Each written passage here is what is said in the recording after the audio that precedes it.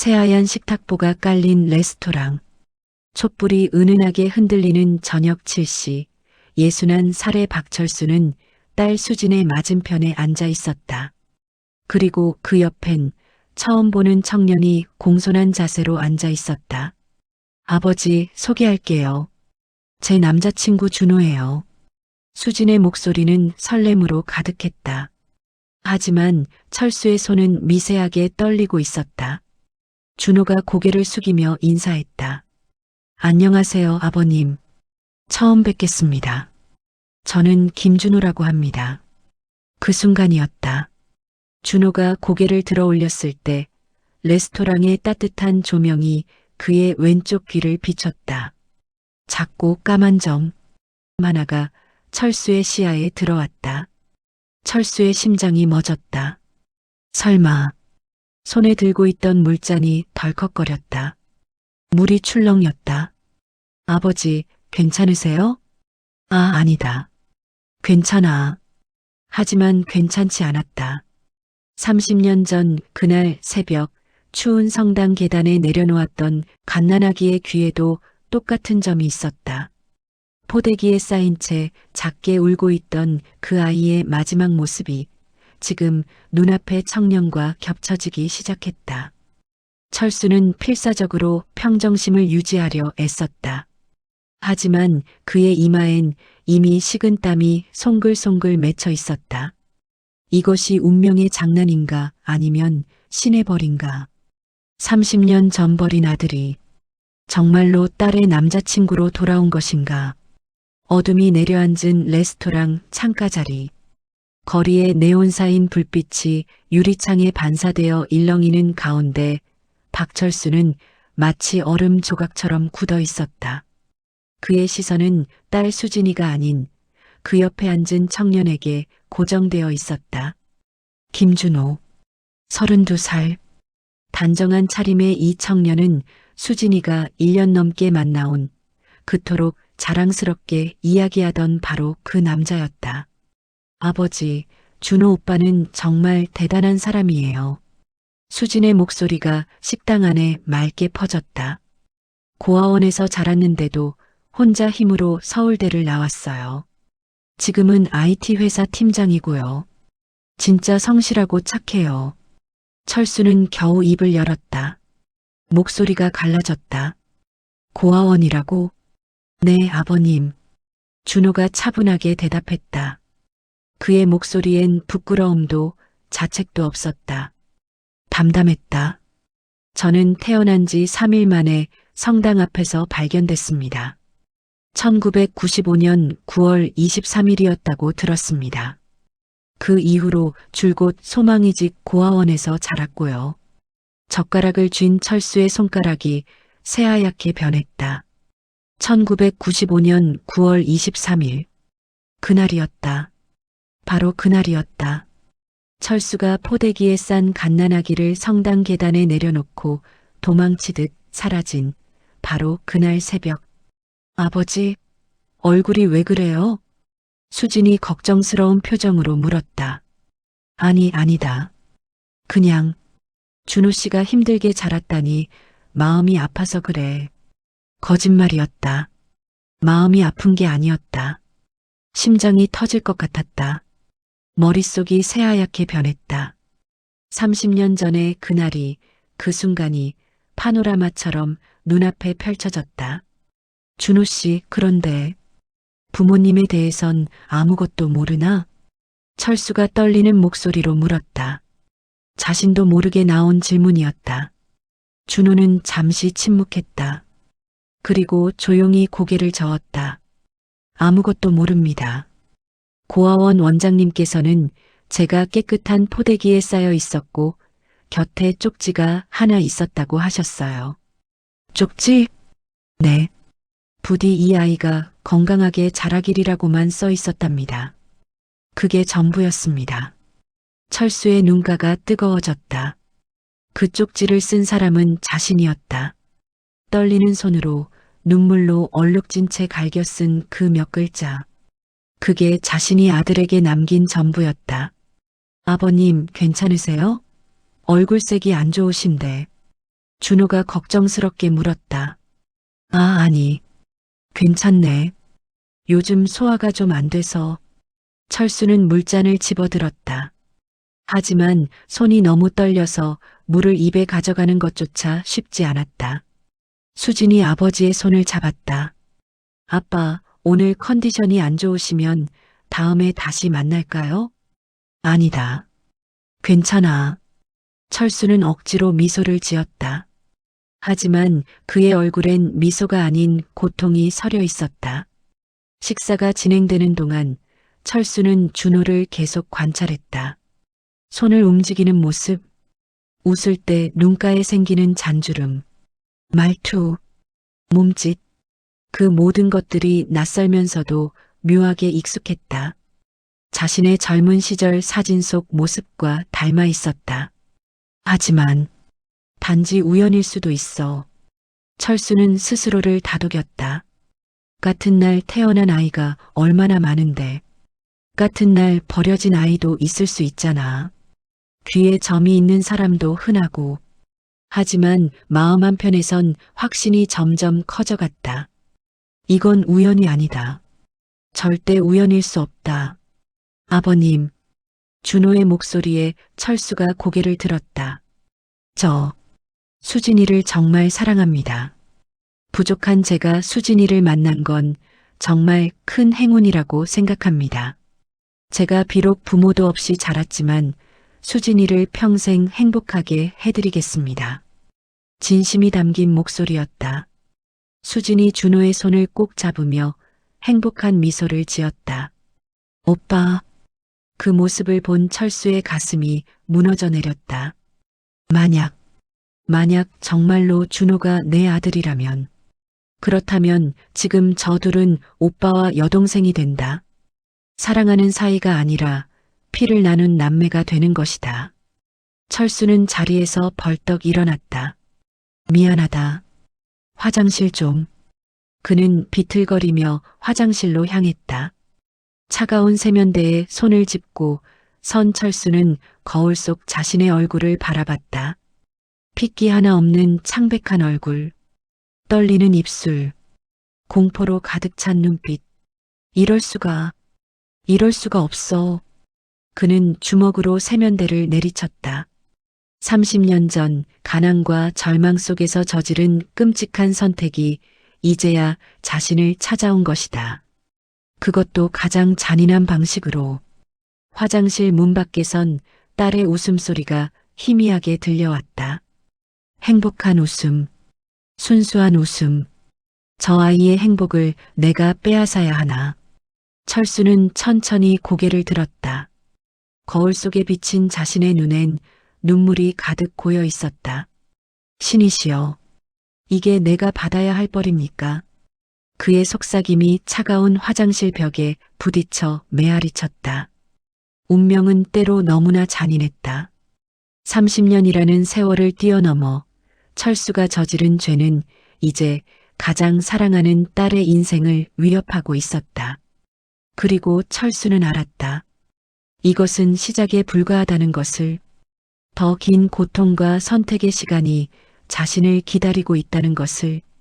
철수는 세면대에 물을 틀어 얼굴을 씻었다. 그리고 깊게 숨을 들이쉬고는 다시 식탁으로 돌아가기 위해 화장실 문을 열었다.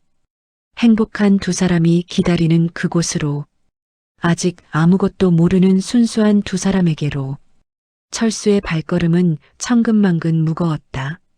철수가 화장실에서 나와 다시 자리에 앉았을 때 수진과 준호는 여전히 행복한 대화를 나누고 있었다. 아빠 괜찮아요? 얼굴이 더 안 좋아 보이는데. 괜찮다. 그냥 체한 것 같구나. 하지만 체한 게 아니었다. 30년 전의 기억이 철수의 목을 조여오고 있었다. 그는 눈을 감았다. 그리고 그날 밤이 다시 생생하게 되살아났다. 1995년 9월 22일 밤 11시, 28배 청년 박철수는 허름한 산부인과 병실 창가에 서 있었다. 창밖엔 비가 내리고 있었다. 차가운 가을비.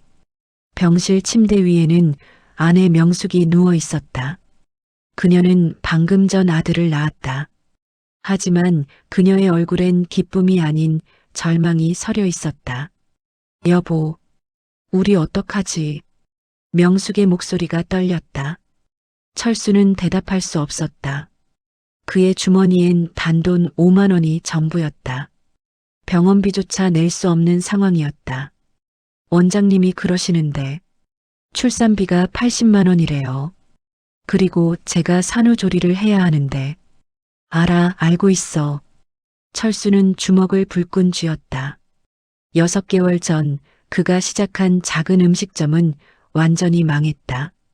보증을 섰던 친구가 잠적하면서 2천만 원의 빚까지 떠안게 됐다. 빚쟁이들은 매일같이 전화를 걸어댔다. 박철수, 이번 주까지 이자라도 안 갚으면 가만 안 둬. 제발, 일주일만 더 시간을 주십시오. 일주일? 이미 석 달을 기다렸어. 당장 돈 구해와. 전화기 너머로 들려오는 협박에 철수는 온몸이 굳어졌다. 새벽 3시, 신생아실에 누워있는 갓난아기를 바라보는 철수의 눈엔 눈물이 가득했다. 작고 붉은 얼굴, 꼬물거리는 작은 손, 그리고 왼쪽 기볼에 찍힌 작은 점.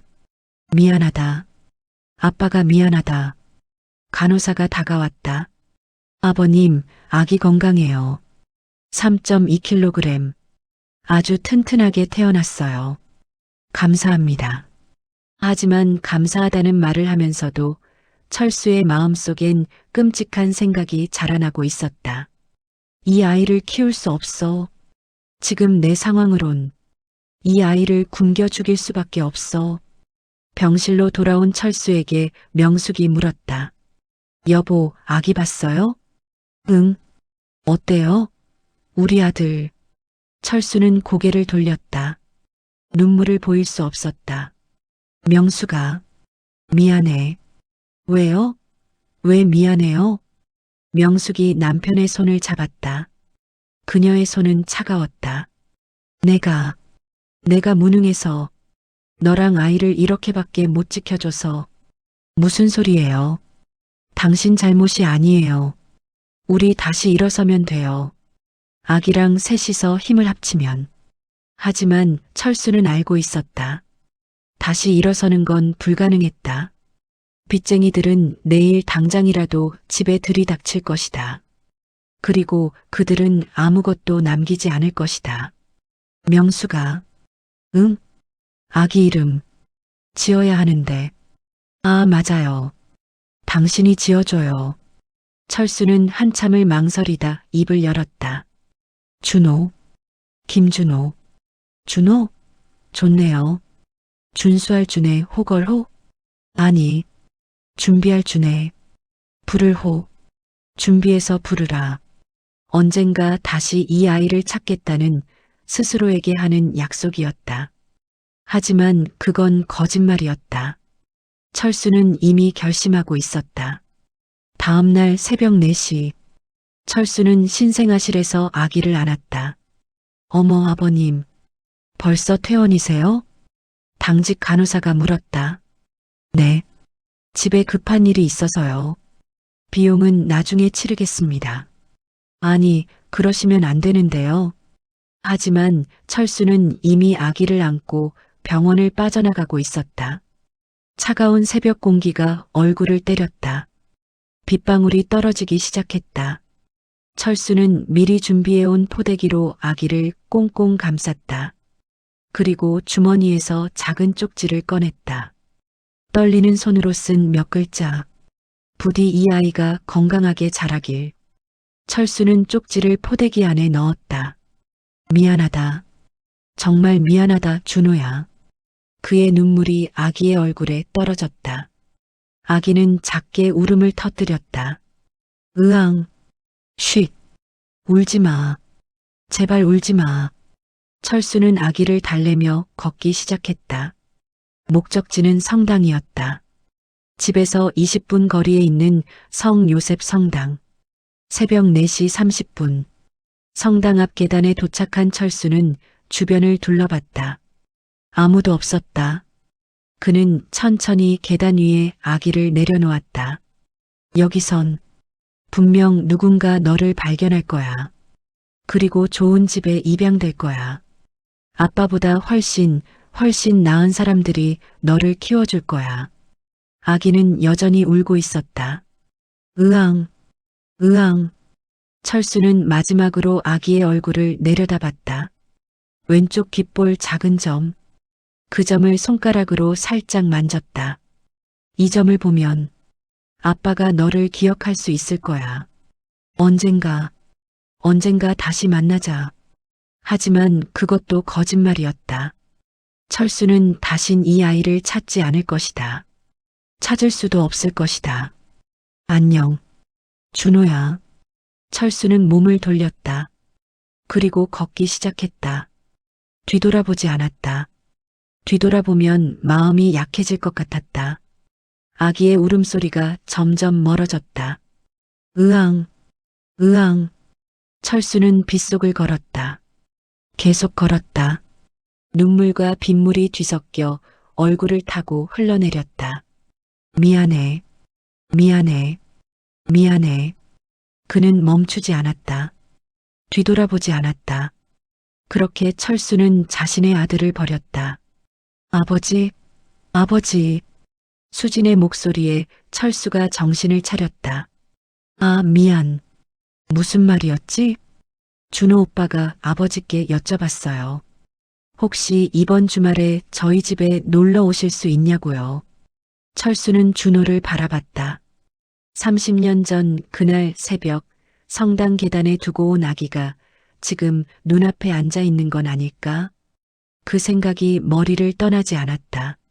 아버님 괜찮으시면 저희 작은 집이지만 한번 놀러 오세요. 수진이가 준비한 음식 드시면서 편하게 이야기 나눴으면 좋겠습니다. 준호의 눈빛은 순수했다. 자신이 앉아 있는 이 남자가 혹시 30년 전 자신을 버린 바로 그 사람일지도 모른다는 걸 꿈에도 모른 채 철수는 간신히 고개를 끄덕였다. 그러지. 감사합니다, 아버님. 준호가 환하게 웃었다. 그 웃음을 보는 철수의 가슴은 또다시 무너져 내렸다. 신이시여, 이게 정말 그 아이입니까? 철수의 기도는 텅 빈 하늘로 흩어져 갔다. 10년 후 2005년. 철수야, 주문 들어왔어. 알았어요, 사장님. 38배 박철수는 식당 주방에서 숨 가쁘게 움직이고 있었다. 행복한 집이라는 작은 한식당. 주인 할머니 밑에서 일한 지 5년째였다. 새벽 5시에 일어나 장을 보고 밤 10시까지 설거지를 했다. 허리는 휘고 손은 거칠어졌지만 철수는 멈추지 않았다. 여보, 오늘은 좀 일찍 들어와요. 수진이가 아빠 기다린다고. 전화기 너머로 명숙의 목소리가 들렸다. 알았어. 9시쯤엔 들어갈게. 전화를 끄는 철수의 얼굴에 희미한 미소가 번졌다.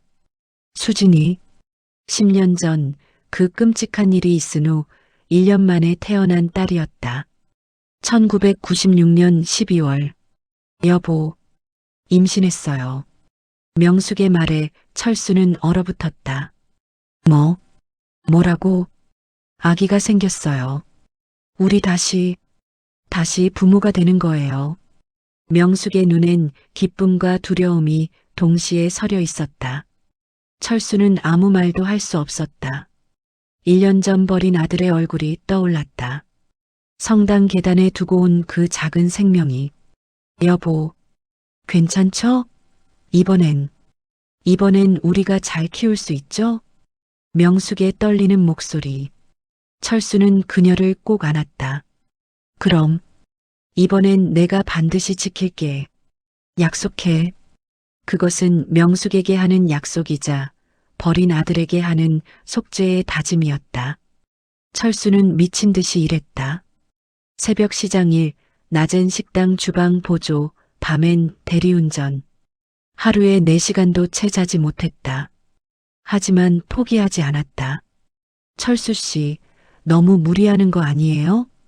식당 사장 할머니가 걱정했다. 괜찮습니다. 저 지켜야 할 게 생겼거든요. 지켜야 할 게? 네. 이번엔 절대 놓치지 않을 겁니다. 1997년 여름. 으앙. 산부인과 분만실에서 아기의 울음소리가 터져나왔다. 축하합니다. 건강한 딸입니다. 간호사가 아기를 안겨줬다. 철수는 떨리는 손으로 딸을 받아 안았다. 작고 붉은 얼굴, 꼬물거리는 작은 손. 수진아, 아빠가 왔다. 눈물이 주르륵 흘러내렸다. 이번엔 다르다. 이번엔 절대 놓지 않는다. 여보, 예쁘죠? 병상에 누운 명숙이 지친 얼굴로 웃었다. 응, 세상에서 제일 예쁘다. 철수는 딸의 손을 만졌다. 그리고 작게 속삭였다. 미안하다. 내 오빠한테 정말 미안하다.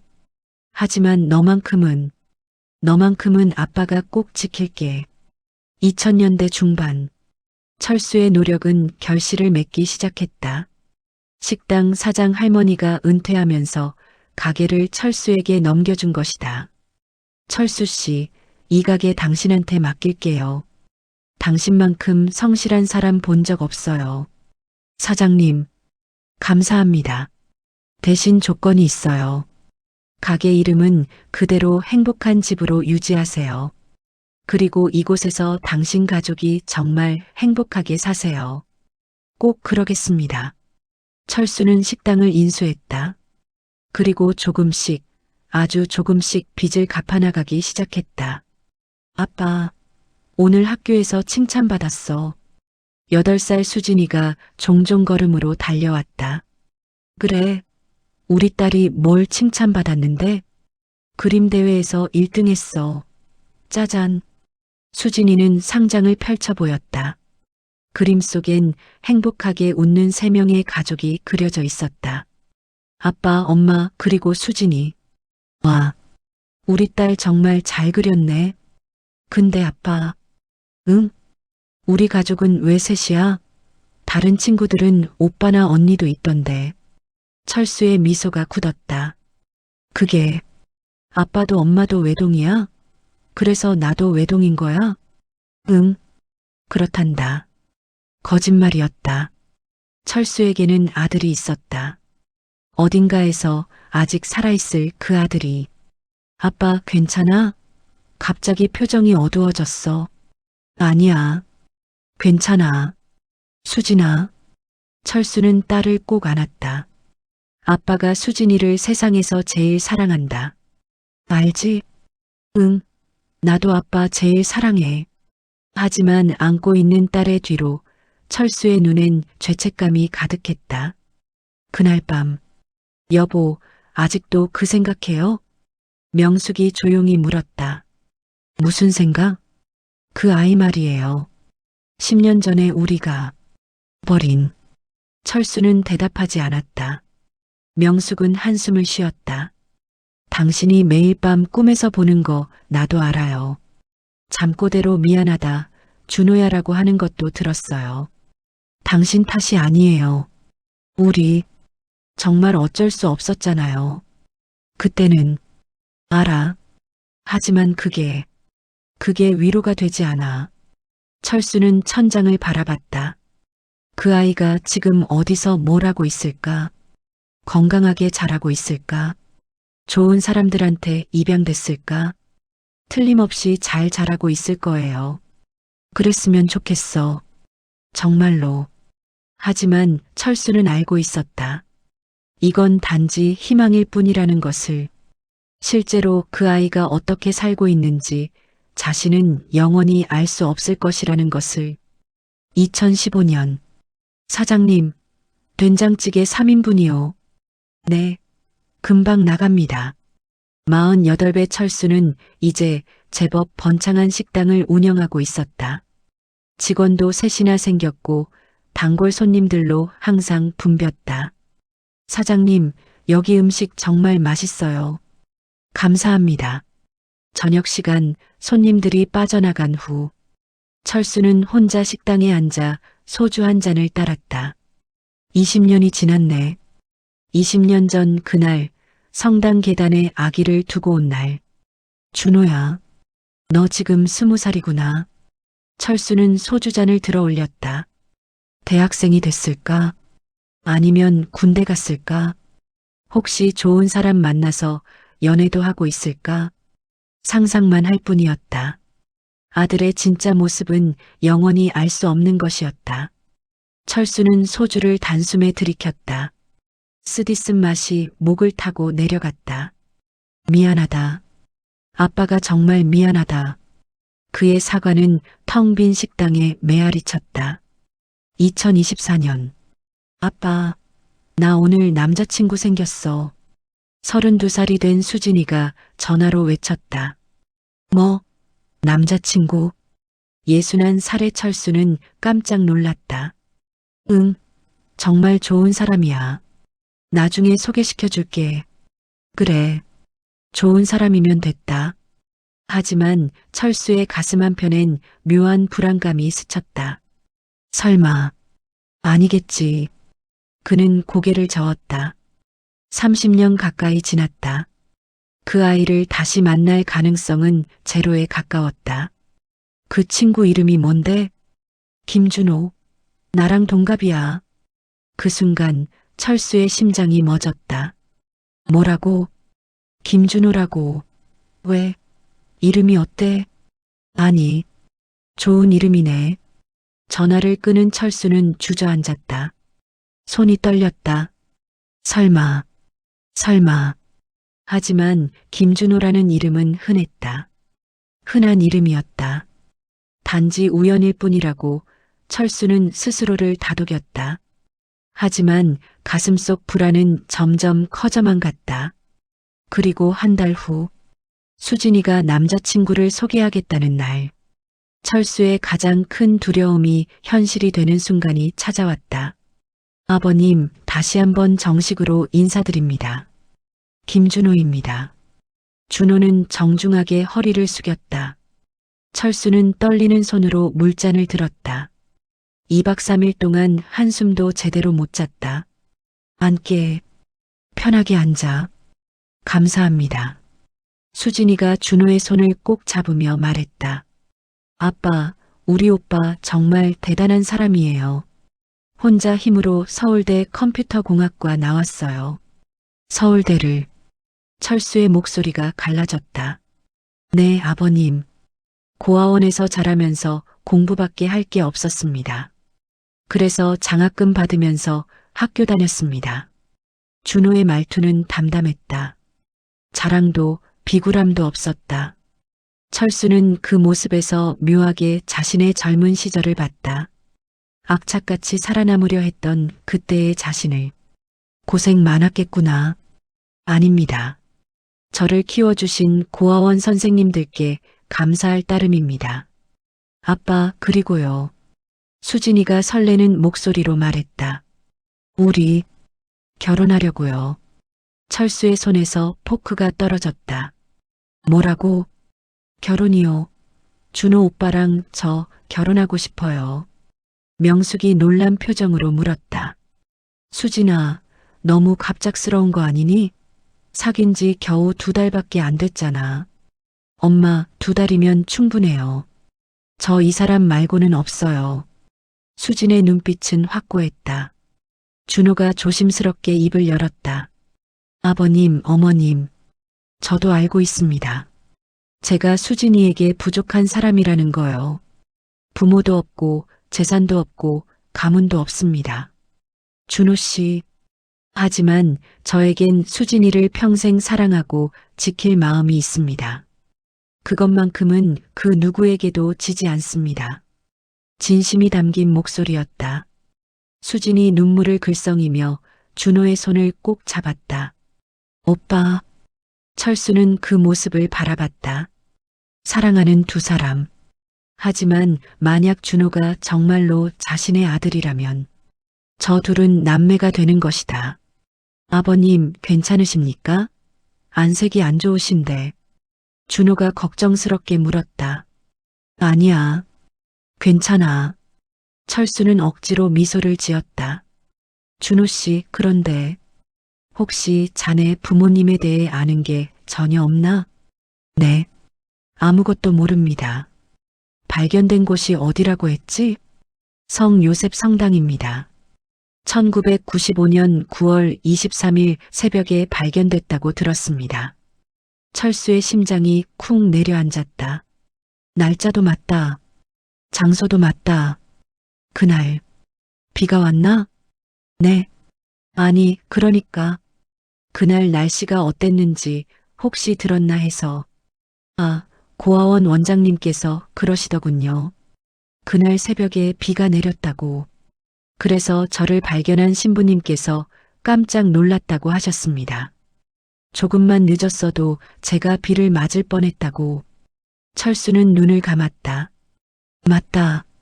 그날 비가 내렸다. 자신이 아기를 두고 도망칠 때 빗방울이 떨어지기 시작했었다. 아버지. 수진의 목소리에 정신을 차렸다. 왜 그러세요? 정말 어디 아프신 거 아니에요? 괜찮다. 괜찮아. 하지만 괜찮지 않았다. 명숙이 조용히 물었다. 준호 씨, 혹시 몸에 특별한 특징 같은 게 있나요? 점이나 흉터 같은. 엄마, 왜 그런 걸 물어봐요? 수진이가 당황했지만 명숙은 눈빛이 심각했다. 준호는 잠시 생각하더니 말했다. 특별한 건, 왼쪽 귀에 점이 있습니다. 태어날 때부터 있었다고 하더군요. 그 순간 철수와 명숙의 얼굴이 동시에 하얗게 변했다. 어디에? 철수가 떨리는 목소리로 물었다. 왼쪽 귀 뒤요. 여기. 준호가 머리카락을 살짝 넘기며 귓볼 뒤를 보여줬다. 작고 까만 점. 철수가 30년 전 마지막으로 만졌던 바로 그 위치의 점이었다. 철수는 자리에서 벌떡 일어났다. 저기, 화장실 좀. 아버지, 괜찮아. 금방 올게. 철수는 비틀거리며 화장실로 향했다. 문을 잠그고 들어간 철수는 세면대를 붙잡고 거친 숨을 몰아쉬었다. 심장이 미친 듯이 뛰었다. 모든 게 일치했다. 날짜, 장소, 날씨, 그리고 귀의 점.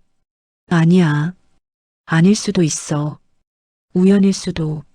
하지만 이런 우연이 어디 있단 말인가. 철수는 주머니에서 휴대폰을 꺼냈다. 떨리는 손으로 검색을 시작했다. 1995년 9월 23일 성 요셉 성당 6기.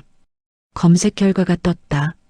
1995년 9월 23일 성 요셉 성당에서 갓난 남아 발견. 기사 내용을 읽어 내려가던 철수의 눈이 한 문장에 멈췄다.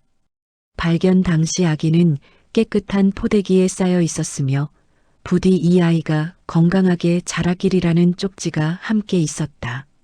철수의 손에서 휴대폰이 미끄러져 떨어졌다. 바닥에 떨어진 휴대폰 화면이 깜빡였다. 맞아. 준호가 내 아들이야. 무릎에 힘이 풀렸다. 철수는 그대로 화장실 바닥에 주저앉았다. 신음 같은 소리가 목에서 새어나왔다. 30년을 살아오면서 두려워했던 일. 딸이 사랑하는 남자가 바로 자신이 버린 아들이라는 그 끔찍한 진실. 그것이 지금 현실이 됐다. 똑똑. 화장실 문을 두드리는 소리가 들렸다. 아버지, 괜찮으세요? 수진의 목소리였다. 철수는 얼른 일어나 세면대에 물을 틀었다. 괜찮아.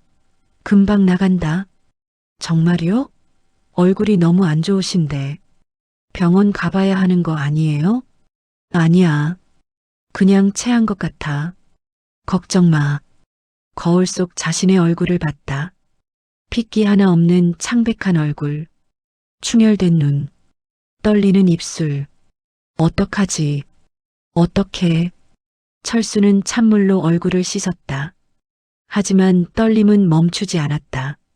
지금 밖에는 자신의 딸과 아들이 손을 잡고 행복하게 웃고 있다. 서로가 남매인 줄도 모른 채 말해야 하나, 말하지 말아야 하나. 하지만 어느 쪽을 선택해도 지옥이었다. 말하면 딸의 인생이 무너진다. 말하지 않으면 더 큰 죄를 짓는 것이다. 철수는 천천히 문손잡이를 잡았다. 그리고 깊게 숨을 들이쉬었다. 문을 열고 나가야 했다. 아직 아무것도 모르는 두 사람에게로. 철수의 발걸음은 납덩이처럼 무거웠다. 식탁으로 돌아온 철수. 아버지, 괜찮으세요? 준호가 자리에서 일어나 철수를 부축했다. 그 손길이 따뜻했다. 조심스러웠다. 철수는 그 손을 뿌리치고 싶었다. 아니, 안고 싶었다. 아니, 도망치고 싶었다. 괜찮아. 앉아 있어. 철수는 겨우 자리에 앉았다. 명숙이 남편의 손을 꼭 잡았다. 그녀의 손도 차갑게 떨리고 있었다. 이 사람도 알아챘구나. 두 사람은 눈빛으로 대화를 나눴다. 명숙의 눈엔 공포와 절망이 서려 있었다. 아버님, 정말 병원에 가보시는 게 아니다. 철수가 너무 크게 소리쳐서 다들 놀랐다. 미안하다. 괜찮아. 정말 괜찮아. 준호는 걱정스러운 표정으로 철수를 바라봤다. 아버님께서 혹시 제가 마음에 안 드시는 건 아닌지 모르겠습니다. 아니야. 그게 아니라 저도 압니다. 제가 부족한 사람이라는 거. 고아 출신에 변변한 가족도 없고. 준호 씨, 그런 말 하지 마요. 수진이 발끈했다. 오빠는 전혀 부족하지 않아요. 오히려 오빠처럼 훌륭한 사람이 어디 있어요? 준호가 수진의 손을 꼭 잡았다. 고마워, 수진아. 그 모습을 보는 철수의 가슴이 찢어질 것 같았다. 저 둘은 서로를 사랑한다. 진심으로, 깊이, 간절하게. 하지만 그 사랑은 있어서는 안 되는 사랑이었다. 준호 씨, 철수가 떨리는 목소리로 입을 열었다. 응? 자네, 뭐를 찾아볼 생각은 없었나? 준호는 잠시 침묵했다. 없었다면 거짓말이겠죠. 어릴 땐 정말 많이 궁금했습니다. 지금은? 준호가 수진을 바라봤다. 지금은 괜찮습니다. 저를 버린 분들도 분명 사정이 있었겠죠. 저는 그냥 고아원 선생님들 덕분에 잘 자랐고 이렇게 좋은 사람도 만났으니까요. 만약 자네 부모를 찾게 된다면? 글쎄요. 뭐라고 해야 할지 모르겠네요. 준호는 웃었다. 하지만 그 웃음엔 슬픔이 배어 있었다. 아마도 잘 살았습니다. 걱정 마세요라고 할 것 같습니다. 그게 제가 할 수 있는 전부니까요. 철수의 눈가가 뜨거워졌다. 잘 살았습니다. 걱정 마세요. 그 말을 들을 자격이 자신에게 있을까? 30년 전 성당 계단에 아기를 버리고 도망친 자신에게 명숙이 떨리는 목소리로 물었다. 준호 씨, 혹시 DNA 검사 같은 거 해본 적 있어요? 엄마, 왜 갑자기 그런 걸? 아니, 궁금해서. 요즘엔 DNA 검사로 부모 찾는 사람들 많잖아. 준호가 고개를 저었다. 안 해봤습니다. 사실 두렵기도 하고요. 두렵다니? 만약 부모님을 찾았는데 그분들이 저를 원하지 않으면 어떡하나? 그런 생각이 들어서요. 차라리 모르는 게 나을 것 같았습니다. 수진이 준호의 어깨에 머리를 기댔다. 오빠, 괜찮아요. 오빠한테는 나랑 우리 가족이 있잖아요. 그래, 고마워. 철수는 그 모습을 참아 볼 수 없어 고개를 돌렸다. 식사가 끝나갈 무렵 준호가 조심스럽게 말했다. 아버님, 어머님, 저희 결혼 허락해 주시겠습니까? 침묵이 흘렀다. 길고 무거운 침묵. 수진이 아버지를 애타게 바라봤다. 아빠, 제발. 철수는 입술을 깨물었다. 지금 이 순간 진실을 말해야 할까? 수진아, 미안하지만 그 사람은 내 오빠야. 너희는 결혼할 수 없어. 하지만 그 말이 입 밖으로 나오지 않았다. 딸의 행복한 얼굴을 보자 차마 말할 수 없었다. 아버지. 준호도 간절한 눈빛으로 철수를 바라봤다.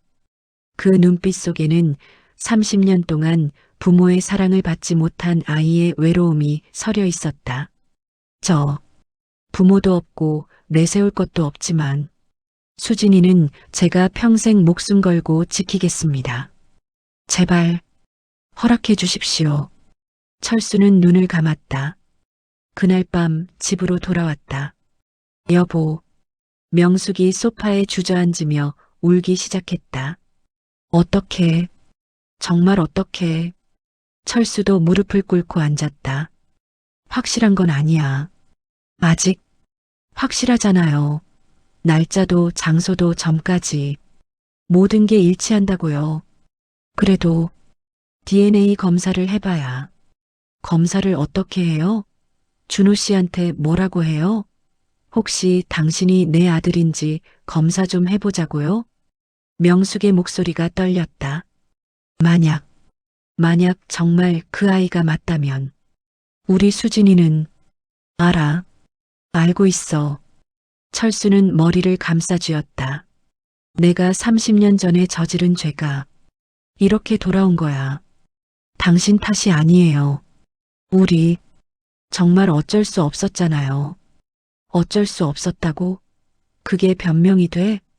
철수가 소리쳤다. 내가 아이를 버렸어.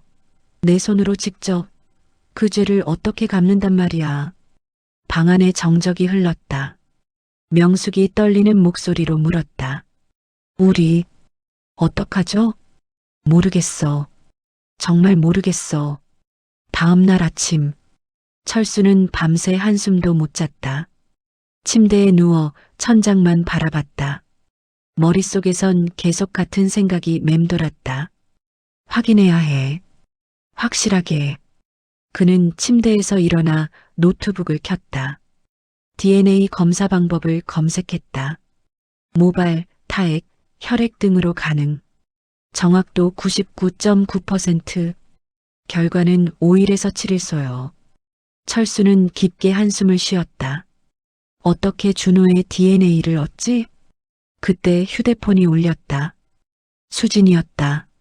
아빠, 이번 주말에 준호 오빠네 집에 놀러 오세요. 오빠가 직접 요리해준대요. 그래. 아빠 어제 괜찮으셨어요? 정말 많이 아파 보이셨는데.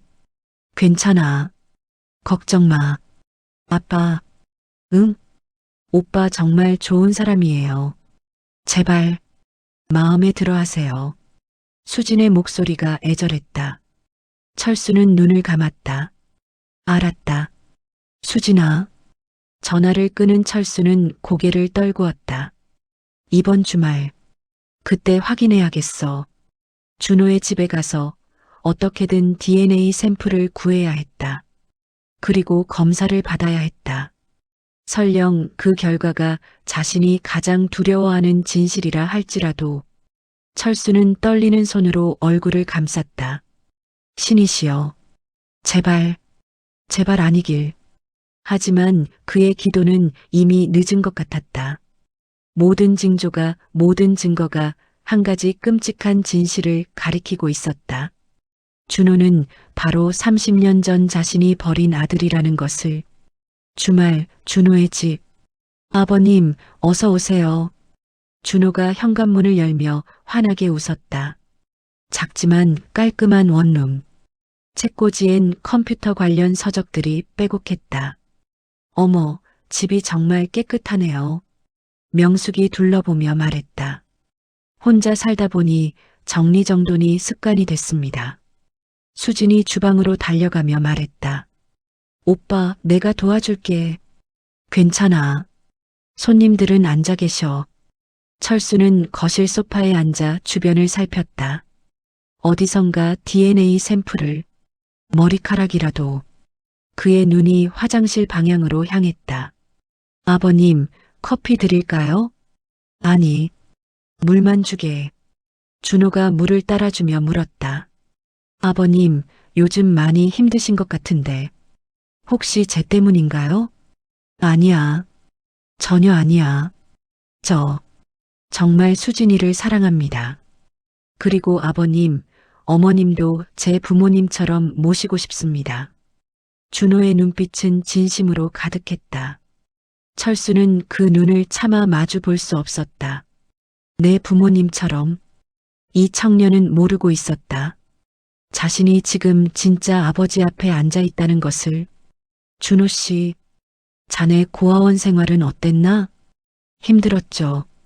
특히 어릴 때는 다른 아이들이 부모님 면회 오는 걸 보면 많이 외로웠습니다. 준호가 창밖을 바라보며 말을 이어갔다. 명절 때마다 친구들은 다 집에 가는데 저만 고아원에 남아 있었어요. 그때 정말 많이 울었습니다.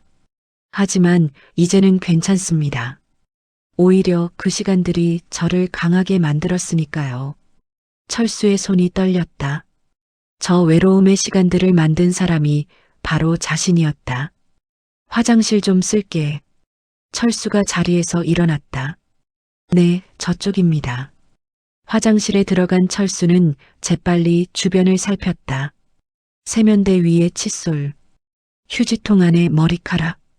이걸 가져가야 해. 철수는 떨리는 손으로 비닐봉지를 꺼냈다.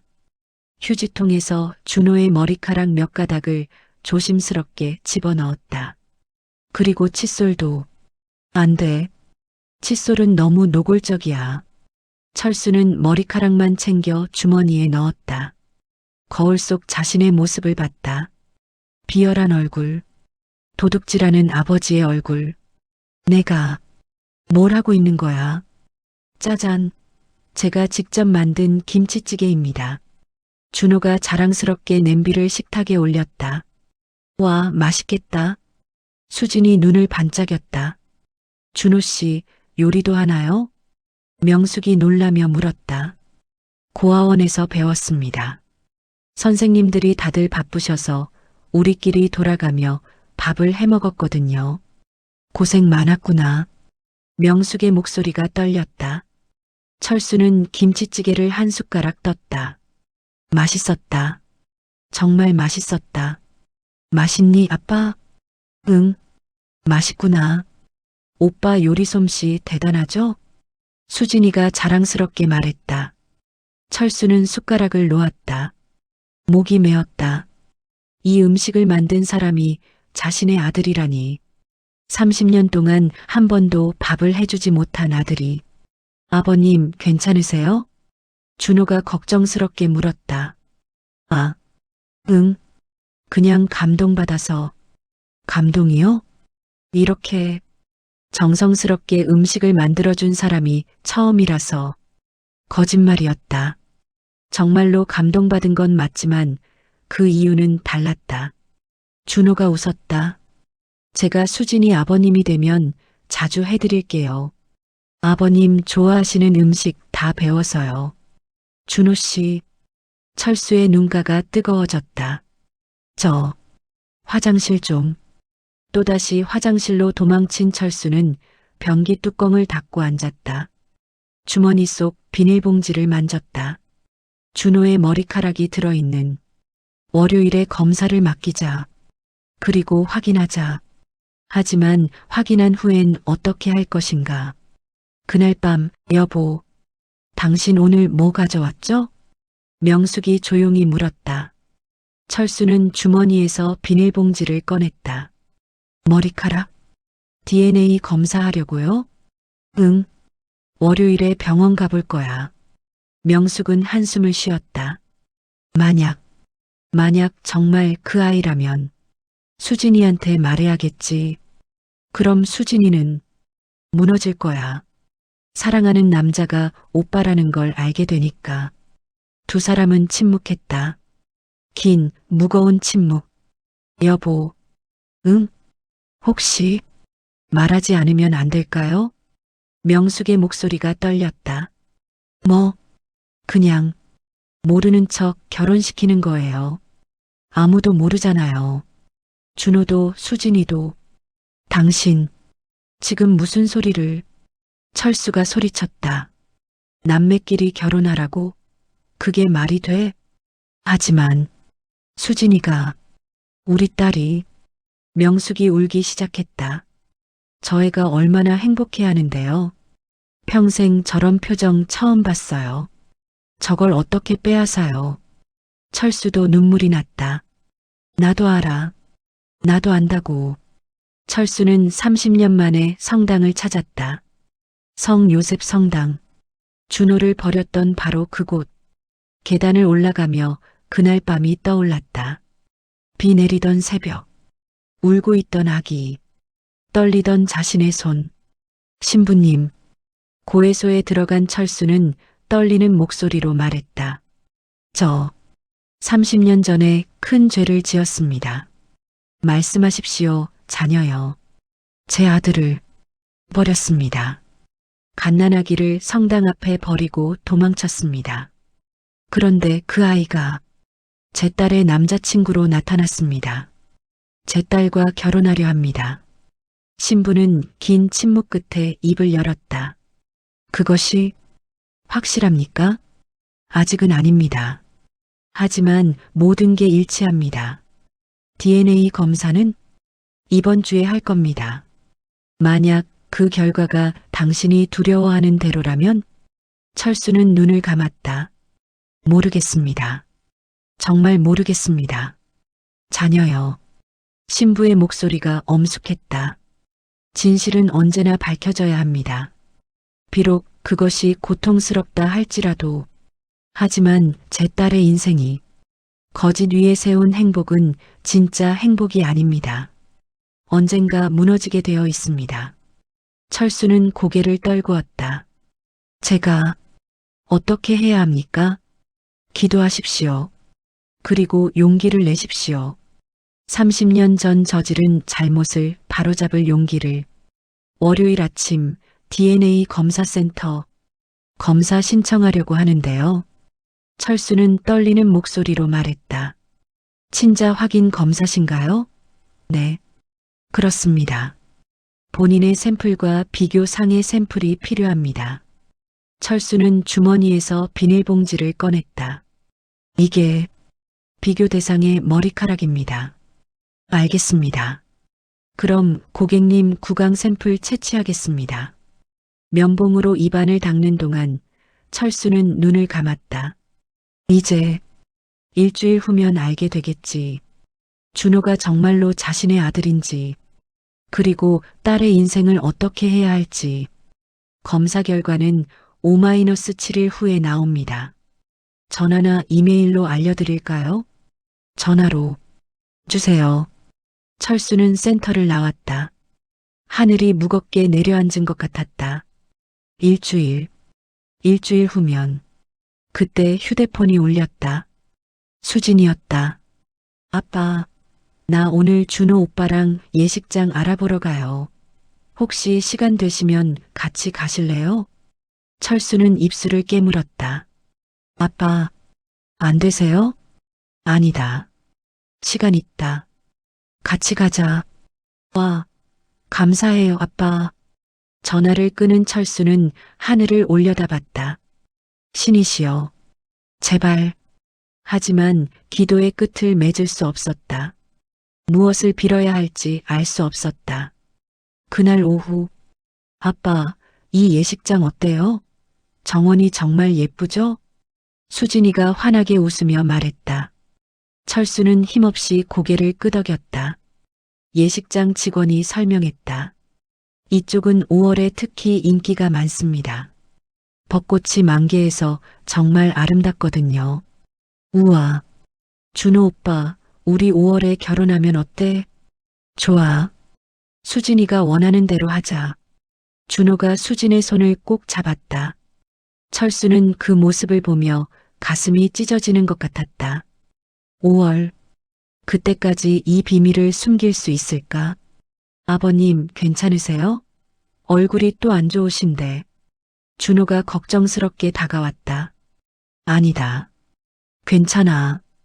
아버님께서 제 결혼을 그렇게 싫어하시는 건 아니죠? 준호의 목소리에 불안이 섞여 있었다. 천만에. 그게 아니라. 철수는 준호를 똑바로 바라봤다. 선한 눈빛, 걱정 가득한 표정. 이 아이가 정말 내 아들이라면. 준호 씨, 네 아버님, 자네는 정말 좋은 사람이야. 준호가 놀란 표정을 지었다. 감사합니다, 아버님. 하지만, 네, 만약 자네와 수진이가 결혼할 수 없는 상황이 온다면 어떻게 하겠나? 준호는 잠시 당황스러운 표정을 지었다. 그게 무슨 뜻인지. 아니다. 그냥 혹시나 하는 가정이야.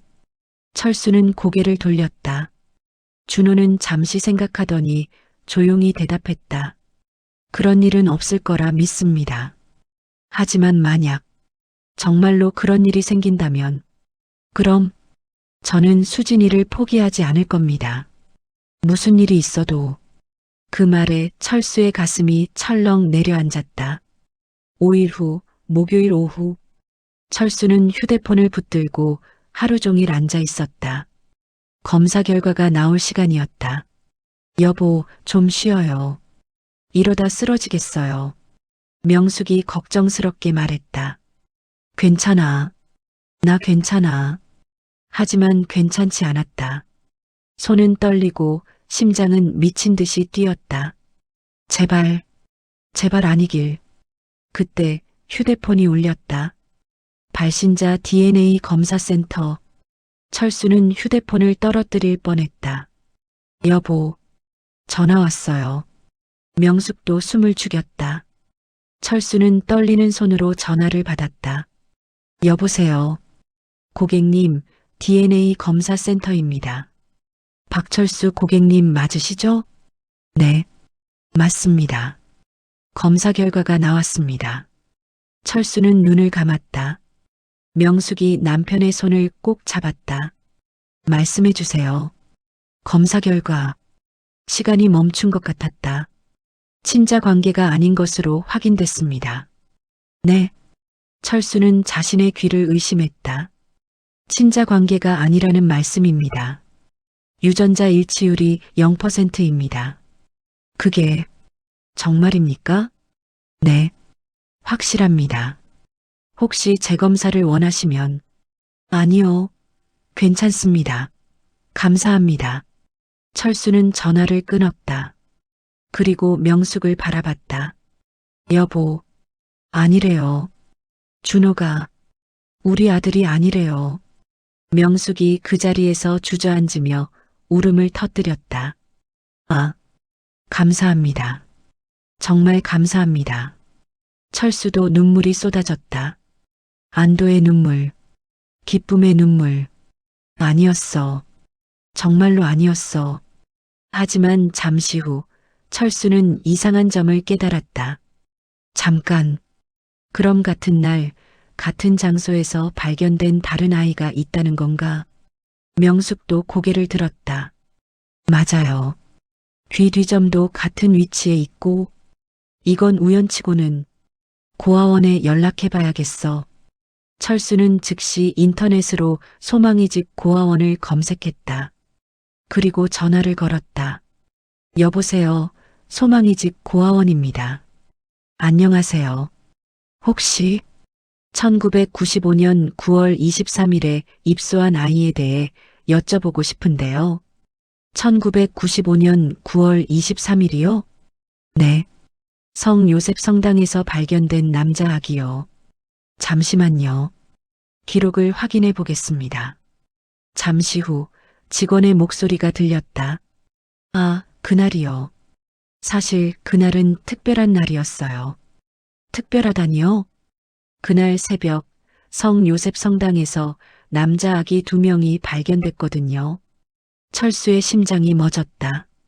2명이요? 네. 30분 간격으로요.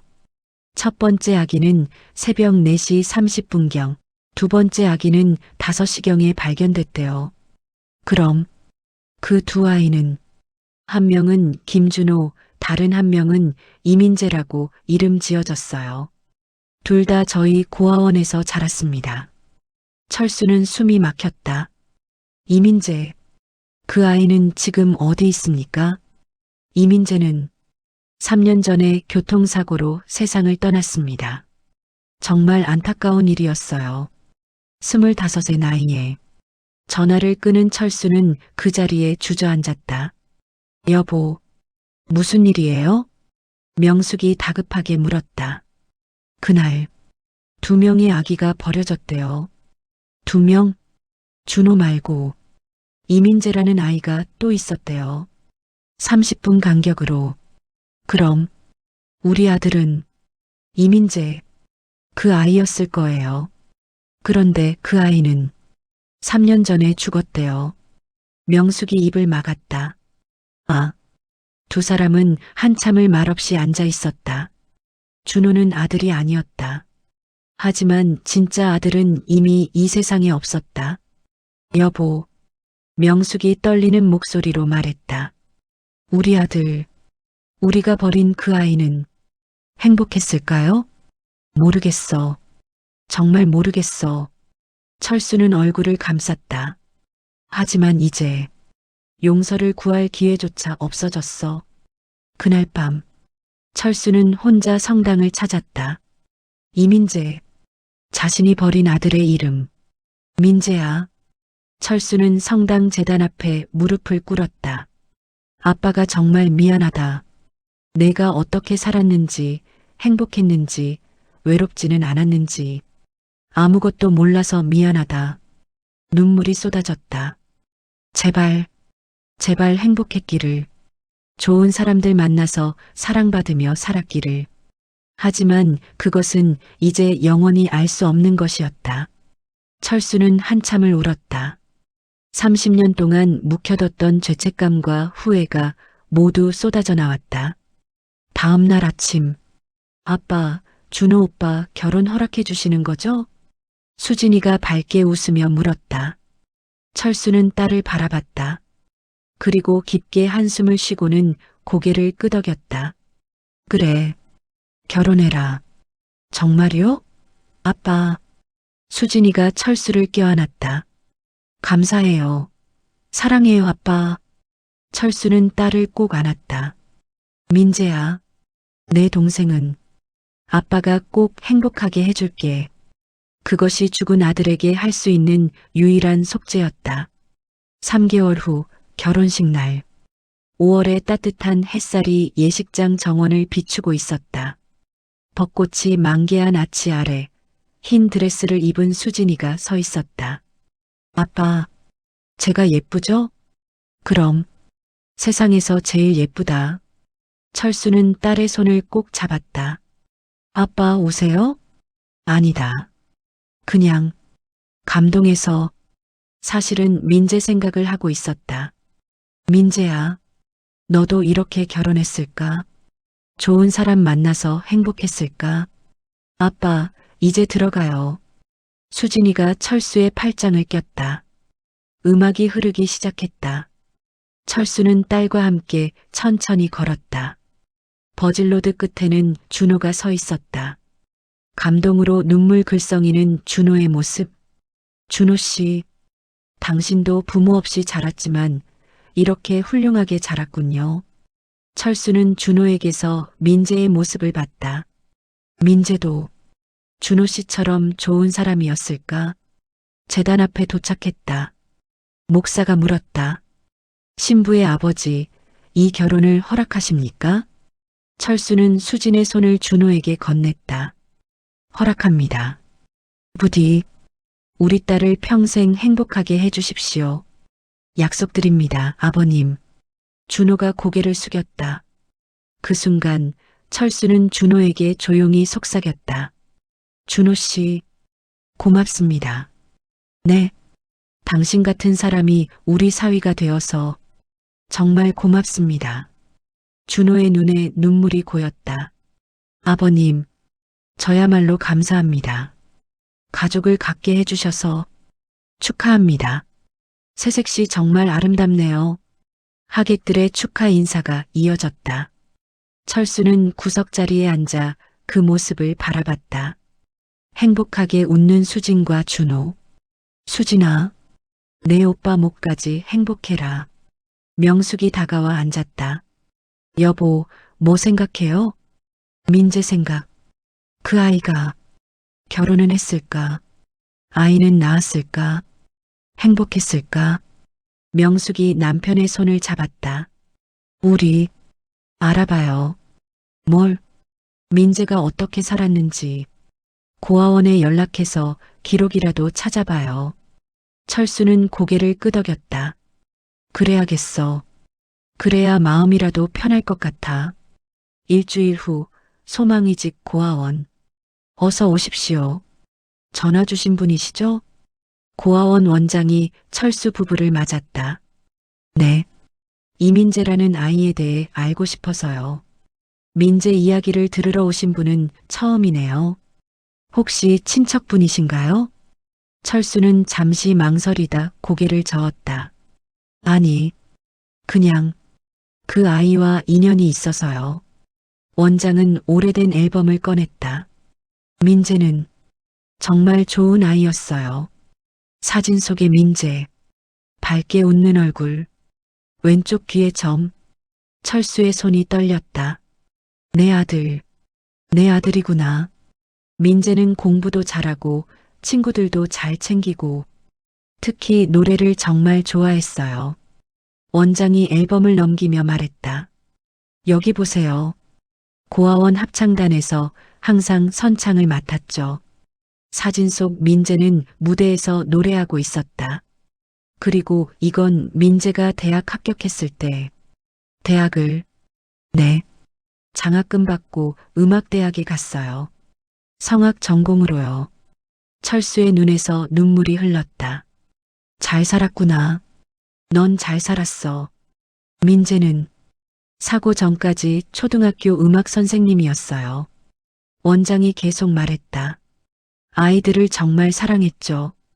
방학 때마다 여기 와서 봉사활동도 하고, 봉사활동을, 네. 나처럼 부모 없이 자라는 아이들에게 힘이 되고 싶다고 했어요. 명숙이 손수건으로 눈물을 닦았다. 결혼은 했나요? 아니요. 약혼자는 있었는데 결혼식 2개월 전에 사고가. 원장의 목소리도 떨렸다. 정말 안타까운 일이었어요. 철수는 더 이상 참을 수 없었다. 원장님, 사실은 여보. 명숙이 남편의 손을 잡았다. 하지만 철수는 말을 이어갔다. 제가 민재의 아버지입니다. 원장이 놀란 표정을 지었다. 네, 30년 전 제가 그 아이를 성당 앞에 버렸습니다. 너무 가난했고 빚에 쪼들려서 어쩔 수 없었습니다. 하지만 그건 변명이고 제가 정말 잘못했습니다. 철수는 원장 앞에 무릎을 꿇었다. 제발 민재가 남긴 물건이라도 볼 수 있을까요? 원장은 잠시 망설이다 고개를 끄덕였다. 잠시만 기다리세요. 그녀는 창고에서 작은 상자를 가져왔다. 민재가 남긴 물건들입니다. 가족이 없어서 여기 보관하고 있었어요. 상자를 열자 민재의 흔적들이 나왔다. 대학 졸업장, 교사 자격증, 일기장, 그리고 편지 한 통. 봉투에는 이렇게 써 있었다. 언젠가 만날 부모님께. 철수의 손이 떨렸다. 편지를 펼쳤다. 부모님께 저를 낳아주셔서 감사합니다. 비록 함께하지 못했지만 저는 행복하게 잘 살았습니다. 어릴 때는 부모님이 왜 저를 버렸는지 이해할 수 없었습니다. 많이 울었고 많이 원망했습니다. 하지만 자라면서 깨달았습니다. 분명 부모님께도 사정이 있었을 거라는 것을. 저는 고아원 선생님들의 사랑으로 잘 자랐습니다. 음악을 배웠고 좋은 친구들을 만났고 지금은 제가 사랑하는 아이들을 가르치고 있습니다. 부모님, 저를 미워하지 마세요. 그리고 후회하지 마세요. 저는 정말 괜찮습니다. 행복합니다. 언젠가 만나게 된다면 잘 살았어요. 걱정하지 마세요라고 말하고 싶습니다. 사랑합니다, 부모님. 아들 민재올림. 편지를 다 읽은 철수는 그 자리에서 무너져 내렸다. 민재야, 아빠가 미안하다. 정말 미안하다. 30년 동안 참았던 눈물이 모두 쏟아져 나왔다. 명숙도 원장도 함께 눈물을 흘렸다. 여보, 민재는 우리를 용서했어요. 응, 그 착한 아이가 우릴 용서해줬어. 철수는 편지를 가슴에 꼭 안았다. 고맙다. 정말 고맙다, 민재야. 6개월 후, 철수는 매주 토요일마다 소망이 집 고아원을 찾았다. 아이들에게 밥을 해주고, 이야기를 들어주고, 함께 놀아주었다. 할아버지, 오늘은 뭐 해줄 거예요? 오늘은 김치찌개 해줄까? 와, 아이들의 웃음소리가 고아원에 울려 퍼졌다. 원장이 다가왔다. 고맙습니다. 매주 이렇게 와주셔서. 아닙니다. 제가 민재한테 못해준 걸 하는 거니까요. 그때 수진이가 남편과 함께 찾아왔다. 아빠, 왔구나. 준호 씨도. 아버님, 저희도 도와드릴게요. 준호가 앞치마를 두르며 웃었다. 그리고 수진이가 말했다. 아빠, 저희 오빠 이야기 들었어요. 오빠가 정말 훌륭한 분이셨네요. 저도 오빠처럼 이 아이들에게 힘이 되고 싶어요. 철수는 딸을 꼭 안았다. 고맙다, 수진아. 그리고 아빠. 응? 제가 임신했어요. 철수는 깜짝 놀라 딸을 바라봤다. 정말이니? 네, 아들이래요. 철수의 눈에 다시 눈물이 고였다. 이름은 민재라고 지으려고요. 제 오빠 이름으로요.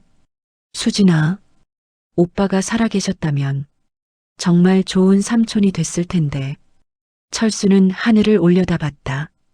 민재야, 내 이름이 이어진다.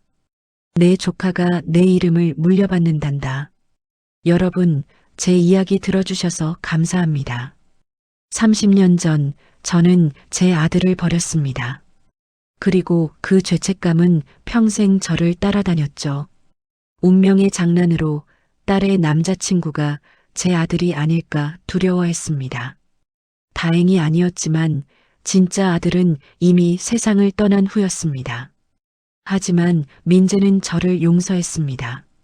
그리고 행복하게 살았다고 편지를 남겼습니다. 인생에서 저지른 실수는 되돌릴 수 없습니다. 하지만 그것을 바로잡으려는 노력은 할 수 있습니다. 저는 이제 고아원 아이들에게 제가 민재에게 못해준 사랑을 주고 있습니다. 그것이 제가 할 수 있는 유일한 속죄입니다. 여러분도 혹시 과거에 후회되는 일이 있다면 늦었다고 생각하지 마세요. 지금부터라도 바로잡으세요. 그것이 우리가 더 나은 사람이 되는 길입니다. 긴 이야기 들어주셔서 다시 한번 감사드립니다. 이 영상이 도움이 되셨다면 구독과 좋아요 부탁드립니다. 여러분의 이야기도 댓글로 나눠주세요. 다음 영상에서 또 뵙겠습니다. 감사합니다.